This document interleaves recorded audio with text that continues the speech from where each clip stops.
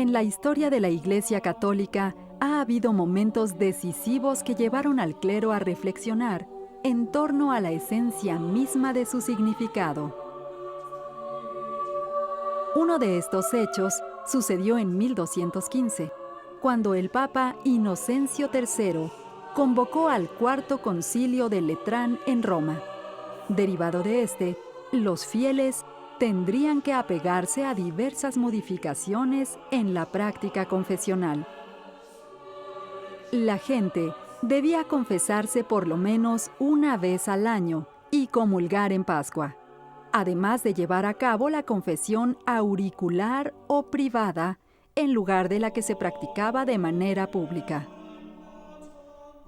Este tipo de nueva penitencia canónica facilitó la relación personal entre confesor y penitente, pero fue supervisada por el Tribunal del Santo Oficio porque dio lugar algunas veces a conductas ajenas al propio acto de la confesión. Los clérigos se valieron de este espacio tan íntimo y de tanta trascendencia religiosa para cometer el delito de solicitación. A partir del Concilio Lateranense de Roma, el sacramento de penitencia adquirió su personalidad canónica y teológica que hasta hoy persiste. Entonces, los confesores, que no eran muy conscientes de su vocación o que tenían una vocación muy débil, utilizan la confesión para enterarse de la situación de la mujer o de las mujeres, y al tener conocimiento de la misma, lo utilizan como para planear una estrategia de cómo conquistar a esta mujer. 3 siglos después, entre 1545 y 1563, aconteció, al norte de Italia, otro de los eventos relevantes para el cristianismo: el Concilio Ecuménico de Trento, donde se postuló que los 7 sacramentos de la Iglesia Católica fueron constituidos por Cristo, y se consolidó la penitencia como el único medio para alcanzar la gracia de Dios. El hombre, a pesar de su fe, no podía estar seguro de la salvación en virtud de que por su propia naturaleza era propenso a caer en pecado. Aquí lo veo como una flaqueza humana donde cualquier hombre, cualquier mujer puede incidir, más allá en este caso de su condición religiosa. Asimismo, en aquella pastoral tridentina, se embistió al confesor de una imagen bondadosa, dispuesto a ayudar, a transmitir tranquilidad y paz interior al fiel. Un padre espiritual encargado de certificar el perdón de Dios, que tendría la obligación, entre otras cosas, de escuchar con paciencia y atención, sin interrumpir, reprender ni interrogar hasta que el penitente hubiera terminado de expresar sus aflicciones, para entonces acariciarle con palabras suaves y prometerle la salvación a fin de que, confiado, le comunicara todos sus pecados. Para que se estableciera como solicitación, tenía que ser la confesión el motivo, lo que propiciara la conducta ajena del fraile o del clérigo secular para ser considerado solicitación. Desde ese momento, el padre espiritual tuvo la obligación y el derecho de someter a los penitentes a un relato exacto y minucioso de los pecados cometidos. Así sería capaz de valorar la gravedad de los mismos. Fue de esta manera que los confesores conocieron la vida sexual de los creyentes para poder curar la enfermedad del alma y abrirle las puertas al cielo. El confesor tenía poder para conceder o negar la absolución, así como para imponer la penitencia.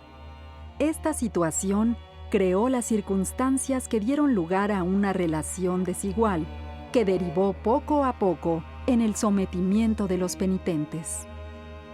El clérigo gozó de una situación privilegiada y abusó en algunos casos. Utilizó el acto de confesión para solicitar a sus hijos espirituales. Este delito tenía que cometerse en el confesionario o con motivo de la confesión. Si había una conducta delictuosa, pero que no tuviera como motivo la confesión, no era calificado como solicitación. La conducta de un confesor solicitante no se traducía en un simple juego amoroso, una táctica de conquista, sino que eran pecado y delito tipificados como solicitatio ad turpia in confessione. Fueron diversas las bulas o documentos ecuménicos que intentaron tipificar el delito de solicitación. En el caso de la Nueva España y el resto de los virreinatos de las Indias, las autoridades inquisitoriales se encargaron de recordarle a la feligresía y la propia comunidad eclesiástica, de tiempo en tiempo, por medio de los llamados edictos, en qué consistía esta conducta ajena al acto de la confesión y la obligación que tenían de denunciar a los clérigos solicitantes. Estos mismos documentos sirvieron para fijar las normas sobre los confesionarios. La conducta delictuosa que se cometía durante el acto de la confesión, a través de palabras torpes y deshonestas o de tocamientos igual deshonestos. En la Nueva España, fue a partir del Tercer Concilio Provincial Mexicano, celebrado en 1585, y de los edictos de la Inquisición, que fueron aplicadas las medidas emanadas en los concilios de Letrán y Trento años atrás. Por otra parte, el Tribunal del Santo Oficio, en 1624, estableció las condiciones que debían existir en el momento de la confesión de hombres y mujeres. Por ejemplo, los confesionarios debían estar ubicados dentro del cuerpo de la iglesia. Se prohibieron en lugares oscuros o apartados. Tenían que ser sitios visibles, con mucha iluminación y transitados, para que cualquier persona, aún sin tener la intención de escuchar o ver lo que sucedía, pudiera estar al tanto de lo que ocurría en ese espacio íntimo. Además, los confesionarios no debían estar adornados con velos, lienzos, abanicos u otros objetos ornamentales. Y se dispuso que las rejillas de los confesionarios fueran colocadas en la parte lateral, con orificios tan pequeños que ni siquiera los dedos del confesor o el penitente pudiera introducirse en ellos. Ni se diga otra parte del cuerpo. Se prohibió, por ejemplo, que las mujeres se confesaran de frente, tenían que hacerlo siempre de lado. En el caso de los hombres que sí se les permitió confesarse de frente, no podían cubrirlos con sus hábitos a los que estaban confesándose al penitente. Se estipularon las horas de horario. Se acordó que los confesionarios debían estar colocados en lugares transitados, ¿sí? Aunque no se escuchara lo que estaba confesándose, si la gente pasaba, podía darse cuenta de lo que estaba sucediendo. O sea, sí había muchas restricciones. Esta disposición pareciera extraña, pero lo que los inquisidores pretendieron evitar con ella fue que el clérigo o la hija espiritual pudiera tener contacto físico a través de los dedos, manos, rostro o cabeza. De hecho, se trataba de impedir que los confesores intentaran introducir sus dedos en la boca de la penitente o viceversa, debido a que en varias denuncias ante el Santo Oficio se mencionó que los propios clérigos inducían a este tipo de prácticas a sus hijas espirituales. Había especificaciones sobre la confesión increíbles, por ejemplo, como que las celosías, donde el clérigo se sienta en el confesionario, hay una celosía con esos orificios que llaman tornos, donde la mujer está sentada, o hincada en este caso, para confesarse. Se decía que la celosía debe ser tan pequeña que ni los dedos pudieran introducirse, porque había un juego sexual con los dedos, ¿no? De él o de ella. Entonces eso estaba prohibido. La Inquisición también decretó que las puertas de torno o giratorias fueran retiradas inmediatamente en los confesionarios con comunicación a los claustros o conventos femeninos, porque podían aislar fácilmente al confesor y a la religiosa. Finalmente, las mujeres enfermas que tuvieran algún impedimento para asistir a la iglesia podían recibir la visita del confesor en su habitación, pero a la vista de otra persona y además con las puertas abiertas todo el tiempo. A diferencia de las mujeres, el Santo Oficio permitió a los hombres de los monasterios confesarse en cualquier lugar de la iglesia o convento. Lo que hacía en realidad el padre o el confesor era solicitar los favores sexuales de sus hijas o hijos espirituales, aunque de lo que yo he estudiado, generalmente los clérigos solicitan mujeres, no hombres. Hay algunos casos excepcionales, que también es solicitación porque se da durante el acto de la misma. En 1624, el padre Juan de Saavedra y Monsalvo, en avanzada edad y a punto de morir, se autodenunció ante el Santo Oficio, porque según declaró, un día confesó a una india soltera, que no recuerda cómo se llamaba, pero tuvo cópula carnal. Añadió que un año más adelante solicitó a otra mujer casada, con la que no tuvo efecto la cópula. El padre manifestó su confesión para descargo de su conciencia y aseguraba que en su momento se lo confesó al padre Antonio de Porras, de quien recibió el beneficio de la absolución. La denuncia de un confesor solicitante fue un tema delicado para el Santo Oficio, pues ponía en entredicho no solo la imagen de la Iglesia y sus ministros, sino también el decoro del acto de la confesión, parte sustancial del sacramento de la penitencia. Era muy grave. Si era un religioso, se le expulsaba del lugar donde había cometido la pena. Se le prohibía oficiar durante determinado tiempo. Se le prohibía también confesar hombres y mujeres de por vida. Pasaba a ocupar el último lugar en la comunidad. O sea, estaba señalado por la comunidad de que era un solicitante. Tal vez por ello, cuando se encontraba culpable al solicitante denunciado, el castigo lo recibía solo frente a sus compañeros, de tal manera que toda persona ajena al estado eclesiástico no podía ni debía enterarse del castigo aplicado al padre culpable. Además, la aprehensión se realizaba por la noche, cuando pocas o ningún alma podía ser testigo. Se le obligaba a hacer ciertos trabajos de los más humildes dentro de la comunidad. Y sobre todo había una constante vigilancia.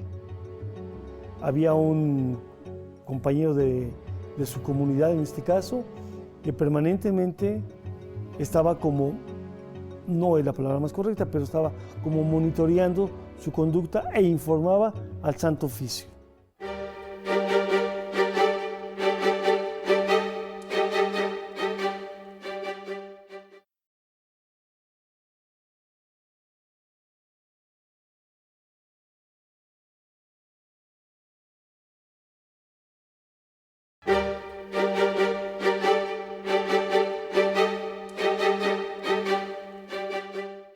Desde un punto de vista legal y apegado al derecho canónico, los inquisidores podían actuar contra un presunto solicitante por 3 vías: la acusación, la encuesta y la denuncia. Había 2 maneras. Ella podía ir directamente al Santo Oficio y denunciar que el padre José la había solicitado, o permitirle al padre Manuel que en su nombre fuera al Santo Oficio y denunciara lo que le había sucedido. Esas eran las 2 vías. Y había una tercera que era la menos frecuente y que a veces el clérigo lo hizo pues de una manera un poco ingenua. Un clérigo se podía autodenunciar por haber solicitado a una mujer. Para las autoridades inquisitoriales, la denuncia representó la primera fase del proceso.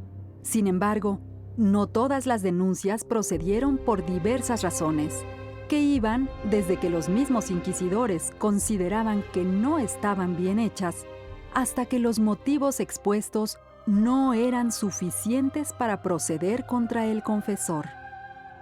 Para los inquisidores, los denunciantes tenían que tener las siguientes características: ser personas fidedignas y honestas, pues si fuesen mujeres deshonestas o de mala fama, no se procedía a la denuncia, a menos que el confesor fuese muy sospechoso en deshonestidades.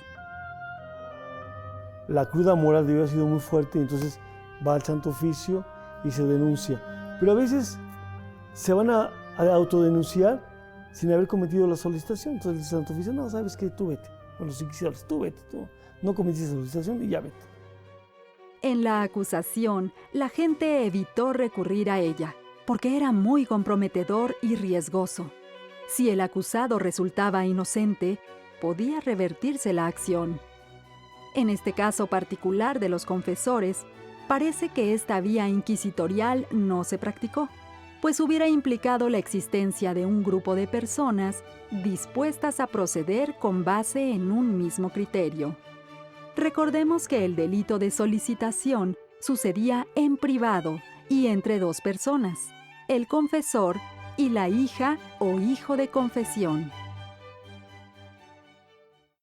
Siendo los confesores verdaderos maestros en el arte de la seducción, a su vez eran simples mortales, dispuestos a romper sus votos de castidad con tal de obtener los favores de sus hijas espirituales. Sus formas y medios de seducción están documentadas ampliamente. Hubo clérigos que ofrecieron dinero, hoy es lo más normal. Hubo clérigos que ofrecieron un regalo o regalos, como lo hace hoy un hombre, ¿no? Hoy un hombre quizá ofrezca un departamento, o una casa, un carro. Pues ellos recurrían a algo, claro, mucho más próximo a sus recursos, que puede ser una medalla, un escapulario, ese tipo de cosas, o les mandaban regalos, y si la mujer estaba en condiciones económicas muy malas, pues le mandaba también comida. La Ciudad de México fue el territorio eclesiástico más importante de todos los que se fundaron en la Nueva España. Dentro de este se encontraban prácticamente representadas todas las órdenes religiosas masculinas y femeninas, comunidades hospitalarias, y la Inquisición tenía su sede en este lugar. También es debido señalar que en esta arquidiócesis se presentó el número más alto de denuncias y procesos contra los confesores solicitantes, seguido del Obispado de Puebla. Estas son algunas de las formas y medios de seducción más frecuentes empleados por los solicitantes. Uso de palabras laudatorias y amorosas. Solicitación por medio de un lenguaje de doble sentido. Expresiones eróticas o preguntas personales. Promesas, regalos, halagos o caricias. Argumentos persuasivos y referencias doctrinales o de manera agresiva e incluso violenta. Amenazar a la penitente con hacer pública la pérdida de su honra. Hubo quienes, de una manera más romántica, enviaron cartas amorosas, muy bonitas algunas de ellas. Es un material que es muy complicado de encontrarse, porque generalmente este tipo de documentos es la carta que envió él a ella y la mujer la conserva. Siguiéndole un poco la pista, te das cuenta que ella también le envió al clérigo, pero el clérigo, casi por condición humana, por ser hombre, las leía seguramente, las disfrutaba y las quemaba. En cambio la mujer, como su gran tesoro, las guardaba. Y después estos documentos, lamentablemente, a veces sirvieron pues para hundirlos a los dos. En relación al uso de palabras laudatorias y amorosas, el 27 de octubre de 1714, Francisca Manuela de Santa Teresa, conventual de la Santísima Trinidad de la ciudad de Puebla, denunció al padre Augustino Ignacio de Escobar. Pocos días después, se presentó en el convento el comisario del Santo Oficio para escuchar a la monja, quien declaró que en cierta ocasión, Ignacio de Escobar, antes de iniciar la confesión, le dijo: Mi alma, ¿cómo te sientes? Anoche estuve pensando en ti para que desvele. ¿Tú no te acuerdas de mí? ¿No me quieres? Porque yo te quiero mucho y no quiero otra cosa más que a ti. Y solo por ti vengo a confesar a este convento.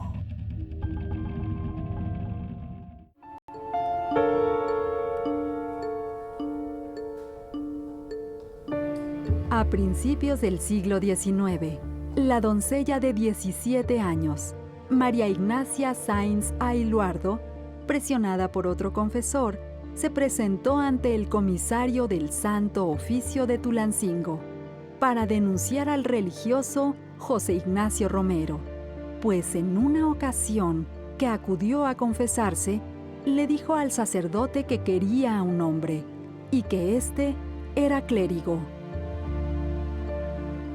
Ante tal confesión, José Ignacio le insistió para que le diera el nombre.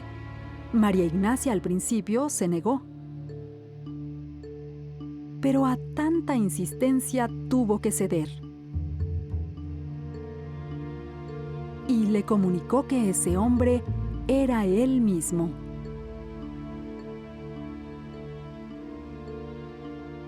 Porque siempre lo había querido mucho. Pues si eso es así, me respondes lo que tu voluntad te dicte según lo que te pregunte. Dime, ¿es mío lo tuyo? Sí, padre. Pues entonces cuento con todo eso. Sí, padre. Son míos tus ojos, tu boca, tu cara, tu pecho, tu cuerpo. Sí, padre. Todo. Todo. Sí, padre. Y las partes. No, padre. ¿Cómo va a ser eso? No te haré nada. Solo lo tentaré. Vaya. No, padre. Pues ¿cómo no me has dicho que es mío lo tuyo? Sí, padre.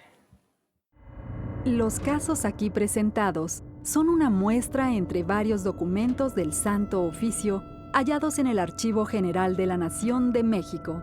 Describen el delito de solicitación cometido por padres confesores sobre sus hijas espirituales en el México virreinal del siglo XVIII. Para estos 100 años, más los 19 del siglo XIX, 119, hay registrados más o menos como unos 12,000 expedientes, más o menos, 11,500, 12,000. Y literatura prohibida o libros prohibidos, bigamia y solicitación, ocupan prácticamente el 50%. Para la solicitación hay más o menos como 1,500 expedientes, siglo XVIII.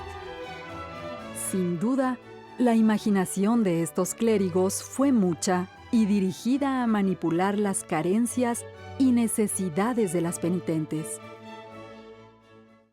En cuanto a las mujeres laicas solicitadas, las hubo de todo tipo, pero las mujeres criollas, solteras de entre 15 y 24 años, fueron las más asediadas por los clérigos, según consta en los registros del Santo Oficio referentes al delito de solicitación. La condición particular de cada una de ellas y las circunstancias que vivieron hacen considerar que el confesionario fue uno de los mejores lugares para conocer las debilidades, las apetencias carnales y la sexualidad de muchas mujeres y hombres.